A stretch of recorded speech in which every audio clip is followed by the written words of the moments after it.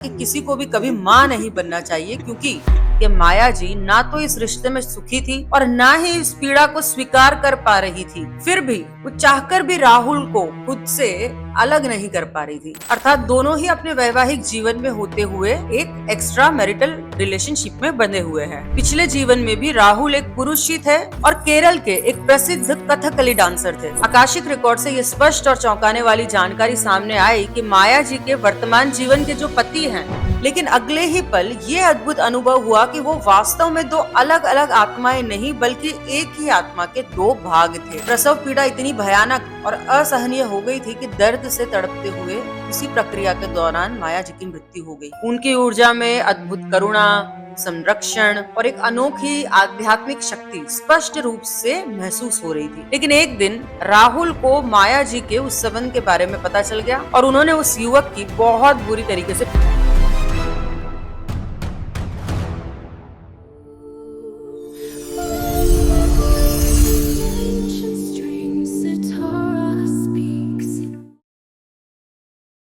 नमस्ते दोस्तों, स्वागत है आपका सितारा स्पीक्स पे। मुझे कई दिनों से आप सबके मैसेजेस आ रहे हैं और काफी कमेंट्स भी ऐसी आ रही है कि ट्विन फ्लेम जर्नी पर एक वीडियो बनाया जाए।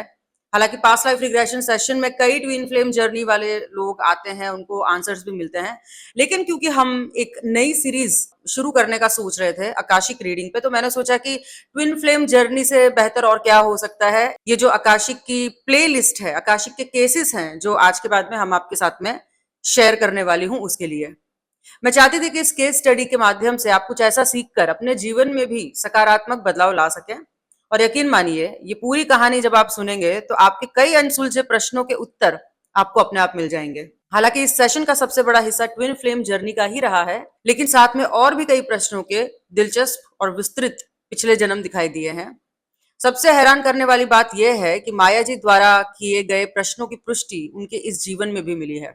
अमूमन आकाशिक रीडिंग आज के समय में, जिसको थर्ड वर्ल्ड प्रॉक्सी पीएलआर का भी नाम अचानक से ये बहुत प्रचलन में आ गया है, इस सेशन में होता यह है कि जो भी हमारे पास ये सेशन लेने के लिए आते हैं उनके बारे में हम पहले से कोई भी जानकारी नहीं लेते हैं और तभी एक तटस्थ रूप से एक सही और निष्पक्ष आकाशिक रीडिंग हो पाती है। क्योंकि अगर आप पहले से ही अपनी सारी बातें बता देंगे तो आकाशिक रीडर की उन बातों से प्रभावित होने की पूरी संभावना रहती है और आपकी सारी बातें सुन लेने के बाद अगर कोई आपकी रीडिंग करता भी है तो उसकी विश्वसनीयता पर भी सवाल उठ सकता है कि आकाशिक रीडर प्रामाणिक है या नहीं। सितारा स्पीक्स की जो टीम है वो एक्सपैंड हो गई है और हमारी टीम में एक नई प्रतिभाशाली आकाशिक रीडर जुड़ी है, तनुजा। जब हमारी टीम को और भी विस्तार देने का समय आया तो हमने कई आकाशिक रीडर्स के सेशंस लिए और उन्हें परखा। उन सब में से एक उभरता सितारा जो हमारे सामने आया वो थी तनुजा। तनुजा की योग्यता और क्षमता को जांचने के लिए पहले मैंने खुद उससे आकाशिक करवाया, फिर मैंने अपने फैमिली मेंबर्स का करवाया, फिर मेरे फ्रेंड्स का करवाया। और ये सारा करने के बाद में आप यकीन मानिए कि मैं उन सेशन से इतनी संतुष्ट और खुश थी कि बिना समय गवाए मैंने तनुजा को अपनी टीम में शामिल कर लिया। अब तक तनुजा कई आकाशिक रीडिंग्स कर चुकी है और उसकी सटीकता वाकई में लाजवाब है। इसका अंदाजा आपको ये सेशन सुन के ही लग जाएगा। तो चलिए अब आगे बढ़ते हैं माया जी की कहानी की तरफ। माया जी खुद एक अनुभवी हीलर है। वो दूसरों की आकाशिक रीडिंग बहुत सहजता से पढ़ लेती है और उनकी हीलिंग क्षमता भी अत्यंत प्रभावशाली है। किंतु एक रोचक बात यह है कि वो अपने खुद का आकाशिक रिकॉर्ड स्पष्ट रूप से नहीं देख पाती। यही कारण था कि उन्होंने अपने जीवन की उलझनों का उत्तर जानने के लिए हमसे ये रीडिंग करवाई। वर्तमान समय में उनके पति अपने कार्य के सिलसिले में एक अलग स्थान पर रहते हैं, जबकि माया जी अपने माता पिता के साथ में रहती है। इसी भावनात्मक खालीपन के दौरान राहुल उनके जीवन में आया। उन्होंने माया जी के जीवन में प्रेम, अपनापन और एक भावनात्मक सहारा तो दिया राहुल ने, लेकिन इसी के साथ में शुरू हुआ एक अत्यधिक टॉक्सिसिटी, गाली गलौज, मानसिक प्रताड़ना और कभी कभी शारीरिक हिंसा का एक भयानक दौर। सबसे आश्चर्यजनक बात यह थी कि माया जी ना तो इस रिश्ते में सुखी थी और ना ही इस पीड़ा को स्वीकार कर पा रही थी। फिर भी वो चाहकर भी राहुल को खुद से अलग नहीं कर पा रही थी और यही उनकी इस आकाशिक रीडिंग का सबसे महत्वपूर्ण और केंद्रीय प्रश्न था। माया जी का सबसे पहला प्रश्न कि मैं सब कुछ जानते समझते हुए भी राहुल से अलग क्यों नहीं हो पा रही हूँ। मैं स्वयं एक आध्यात्मिक मार्ग पर हूं, फिर भी ये एक्स्ट्रा मैरिटल रिलेशनशिप है और इस दर्दनाक बंधन में क्यों बंधी हुई हूं। जैसे ही तनुजा ने उनकी ऊर्जा से जुड़ना प्रारंभ किया, एक बहुत अद्भुत अनुभव हुआ। जब माया जी को प्यास लगती तो ठीक उसी क्षण तनुजा को भी प्यास महसूस होती। जब माया जी पानी पीती तो तनुजा भी अनायास ही पानी पीने लगती। जब वह अपने सिर में खुजली करती तो ठीक उसी समय तनुजा भी वही करने लगती। इससे ये पूरी तरीके से स्पष्ट हो गया कि दोनों की ऊर्जा बहुत गहराई से जुड़ चुकी है। माया जी ने यह बताया कि शुरुआत में राहुल उनसे अत्यधिक प्रेम करता था। वो उनकी बहुत सहायता करता था, विशेषकर आर्थिक रूप से। लेकिन पिछले 5 वर्ष से उसका व्यवहार पूरी तरीके से बदल गया और अब वो बार बार उनके जीवन में आता है, उन्हें भावनात्मक रूप से तोड़ता है और फिर चला जाता है।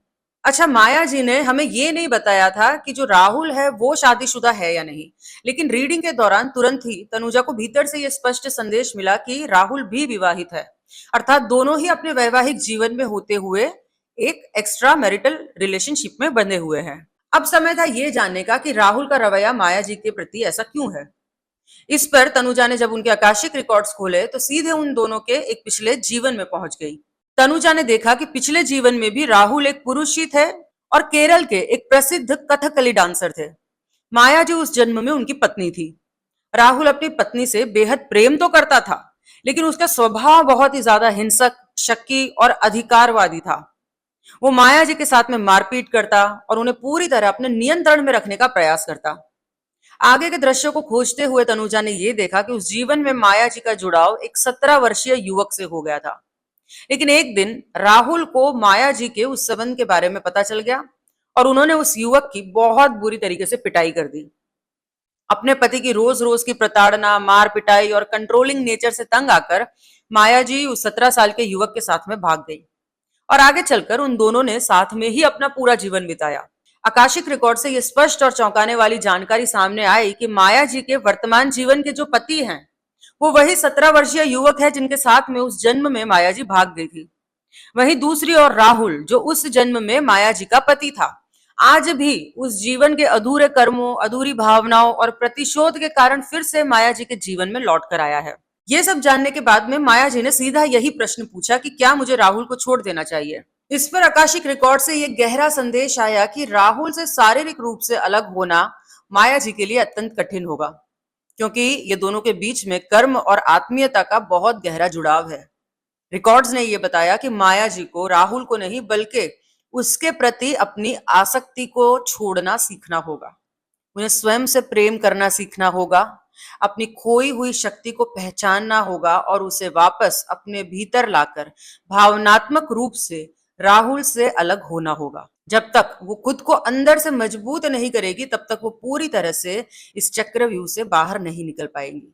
माया जी ने आगे प्रश्न पूछा, जो हर ट्विन फ्लेम वाले का सवाल होता है, कि राहुल के दूर जाने से मुझे इतना दर्द क्यों होता है। अब आप में से जो लोग ट्विन फ्लेम जर्नी में हैं, वो इस बात को बहुत अच्छे से समझ पाएंगे कि जब इस यात्रा में एक पार्टनर दूसरे से दूर होता है तो सामने वाले को सचमुच शारीरिक दर्द महसूस होता है। ऐसा लगता है मानो कोई उनकी आत्मा को शरीर से खींच रहा हो या अपने अस्तित्व का एक बहुत ही बड़ा हिस्सा कहीं खो गया हो। आकाशिक रिकॉर्ड्स के माध्यम से इसका यह जवाब आया कि पिछले जन्म में जब माया जी राहुल को छोड़कर चली गई थी, तब राहुल ने अत्यधिक पीड़ा, अकेलापन और विश्वासघात की भावना में अपना पूरा जीवन बिताया था। उस जन्म में राहुल को जो गहरा मानसिक और भावनात्मक आघात लगा था, वही कर्म और वही पीड़ा आज लौटकर माया जी के सामने आ रही है। आगे माया जी ने बताया कि वो जब भी राहुल को याद करती है तो तुरंत उसका कॉल आ जाता है, मानो उन दोनों के बीच में कोई अदृश्य टेलीपैथिक कनेक्शन हो। इसके साथ वह ये भी जानना चाहती थी कि वो दोनों कब से और किस स्तर पर एक दूसरे के साथ में है। आकाशिक रिकॉर्ड्स ने उन दोनों के इस टेलीपैथिक जुड़ाव की पूरी तरीके से पुष्टि की और जब तनुजा ने उनके इस संबंध की गहराई को देखने के लिए रिकॉर्ड्स में आगे प्रवेश किया तो उन्हें एक परम दिव्य प्रकाश दिखाई दिया। उस दिव्य प्रकाश से दो अलग अलग ऊर्जाएं बाहर निकलती हुई दिखाई दी।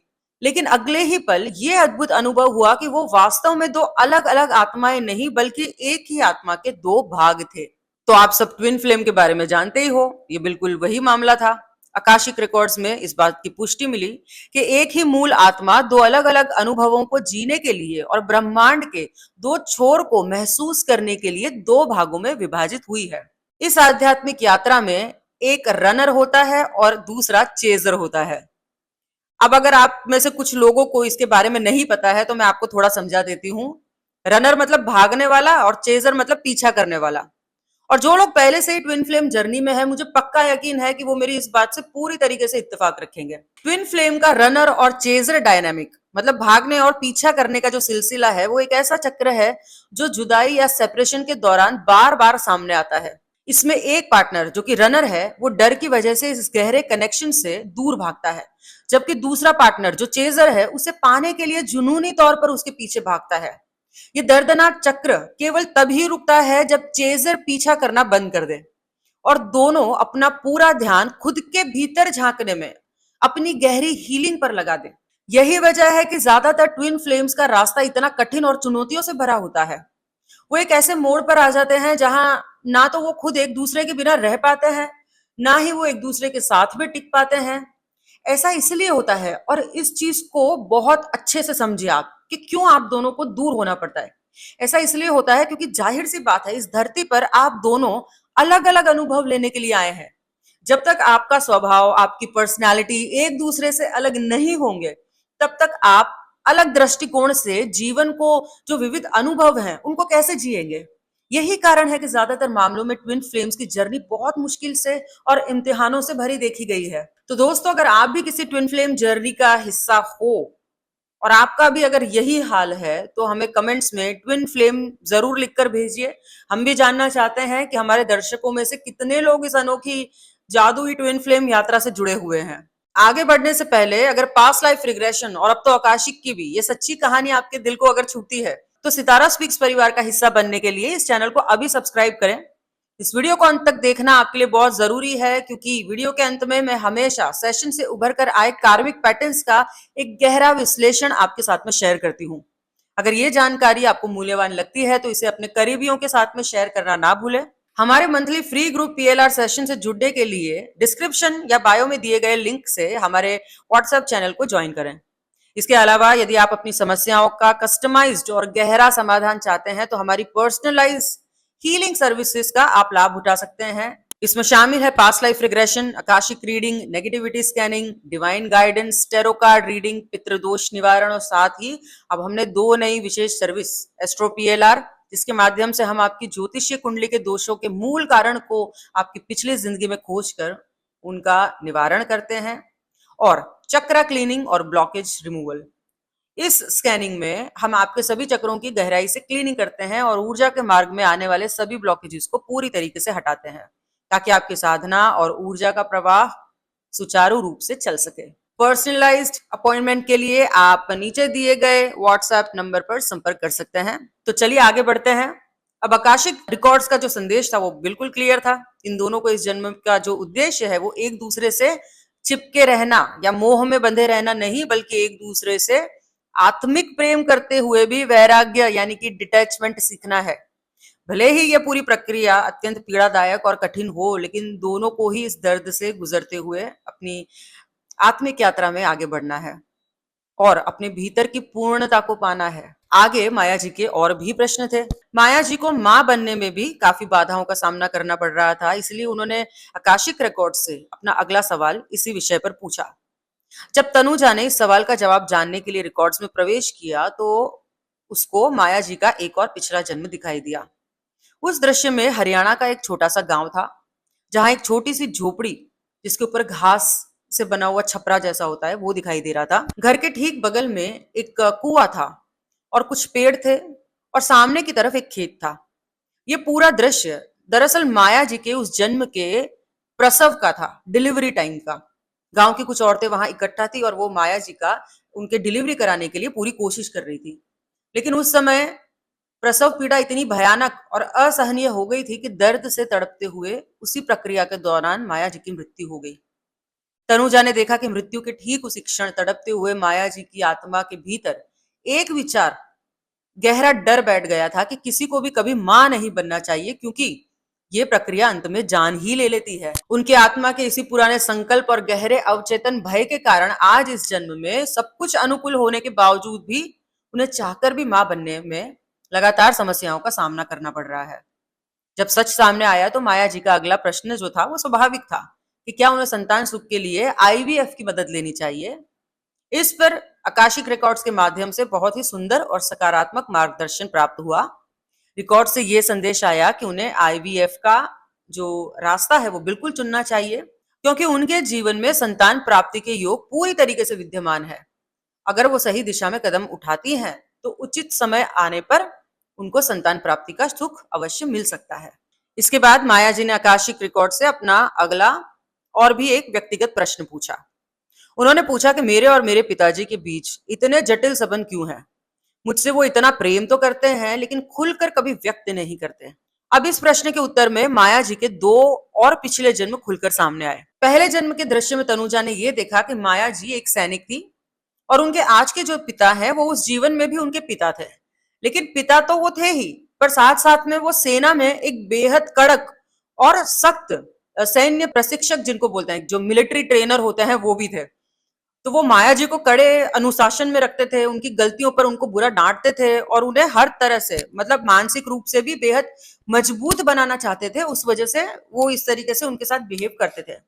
उस जन्म में भी पिता का कोमल प्रेम जो था वो प्रत्यक्ष रूप से नहीं दिखाई देता था, लेकिन पिताजी का हर एक कठोर निर्णय वो अपने शिष्य और पुत्र को सक्षम और निडर बनाने के लिए था। इसके बाद रिकॉर्ड्स में एक और जन्म दिखाई दिया और इस जन्म में माया जी एक आदिवासी युवक थी और उनके पिता उसी जनजाति या कबीले के सरदार थे। और यहाँ भी बिल्कुल ऐसी ही ऊर्जा महसूस हो रही थी।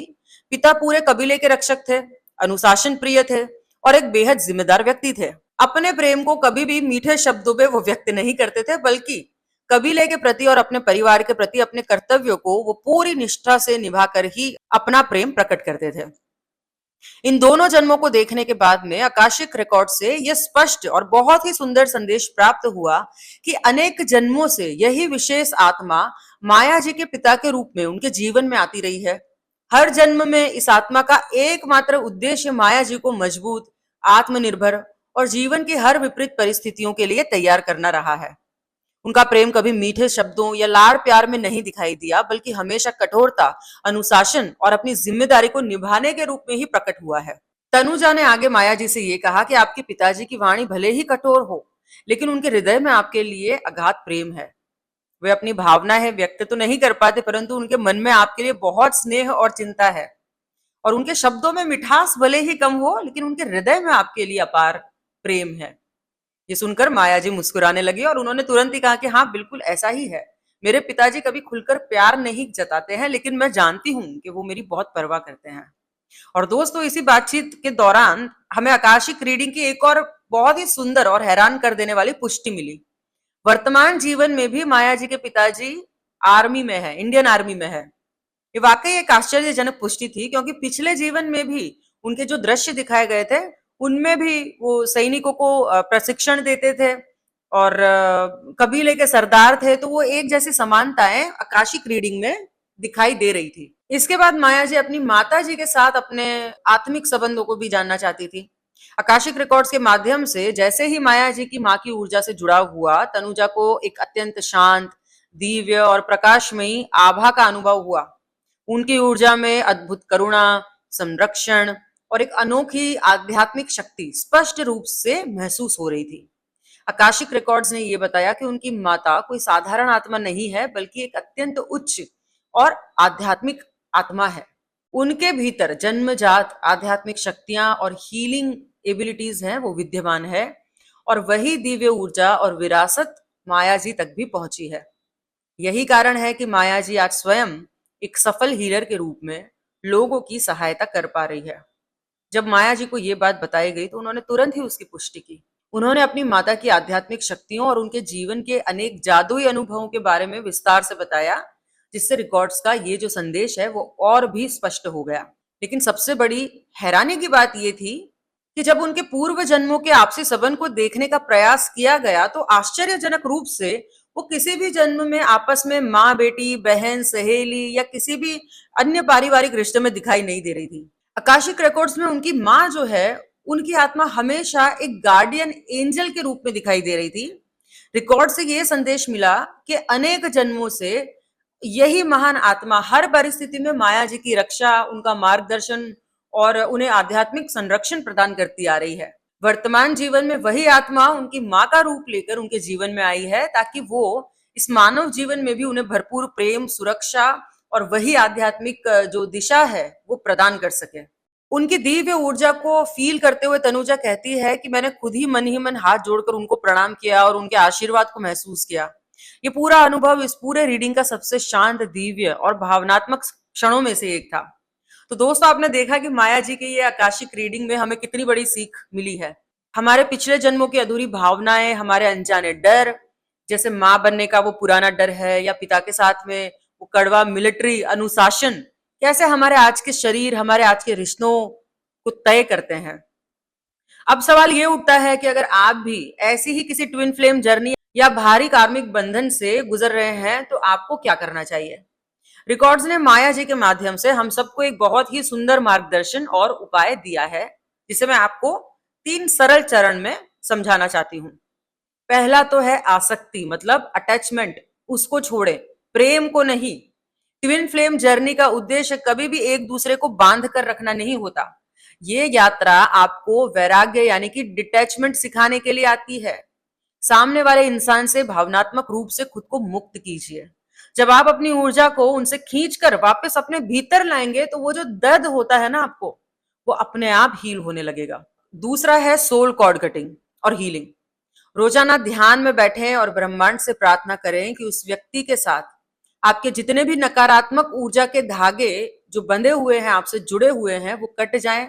और अपने आप से कहें कि मैं उस जन्म की पीड़ा को वहीं छोड़ती हूँ या छोड़ देता हूं और इस जन्म में खुद को और उसको, दोनों को आजाद करता हूं। और तीसरा है अपने डर का सामना करें और उसको हील करें। जैसे माया जी के मन में प्रसव की पीड़ा का जो डर बैठ गया था, वैसे ही अपने अवचेतन मन में बैठे हुए पुराने संकल्प और डरों को पहचानें। जब आप जागरूक होकर ये स्वीकार कर लेते हैं कि वो समय पुराना था, अब मैं पूरी तरीके से सुरक्षित हूं, तो आपके जीवन के जो ब्लॉकेजेस हैं वो अपने आप हटने लगते हैं। जैसे माया जी के लिए आकाशिक रिकॉर्ड्स ने आईवीएफ का जो मार्ग है वो बताया, वैसे ही आपके लिए भी बंद रास्ते खुल जाते हैं। तो दोस्तों, हमारे जीवन में आने वाले माता पिता, हमारे साथी, यहाँ तक कि हमारे गार्डियन एंजल्स भी, ये सब एक दैवीय योजना का हिस्सा है। कोई भी चीज है वो अकारण नहीं होती है। अगर आपको आज का ये सेशन, माया जी की ये कहानी और तनुजा का ये जो रीडिंग है वो पसंद आया है, तो इस वीडियो को लाइक जरूर कीजिएगा।